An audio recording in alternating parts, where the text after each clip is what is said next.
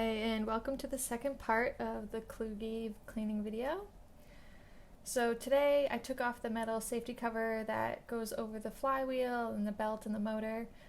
This piece of metal is kind of bent out of shape, it's really rusty, and I can't really get to that side of the press, so just decided to take that off. And I also took a look at the belt. It's in really great shape, the rubber's not dried out, it's not cracked. The teeth are in really good condition, and that's awesome. So I won't need to be replacing the belt, which will be great. So now I can really see this side of the press. I can really get to the motor and clean off all the grime on there. And taking a look under the press up here, kind of in the back there against that metal part, I found a whole bunch of oily pieces of paper. Definitely want to get that out of there. Another thing I noticed today while I was turning the flywheel was this part on the press was rotating. Hadn't really taken a look at this part yet. I was like, oh, that's weird. Let me investigate that. And I noticed it was hollow.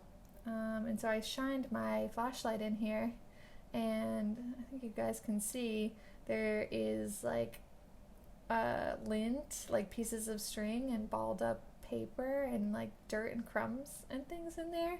And at first I was like, that's so weird, how did that get in there?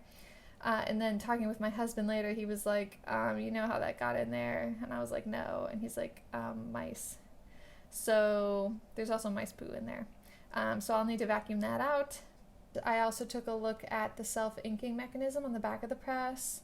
You would put ink in that trough back there, and the rollers will come up and pick up very specific amounts of ink based on these knobs on the back of the press. These are super bound up. I can't turn any of them except really just the one on the end. And there's a lot of surface rust on there, which I will want to clean off. The mechanism as a whole is just really bound up. There's a lot of dried ink and things on it, so that's going to take some intense cleaning. I might have to take this part off the press. We'll see. I certainly could operate the press without this mechanism, but it would be really great to have it working. So I'll probably try and separate that blade and definitely get these knobs turning again.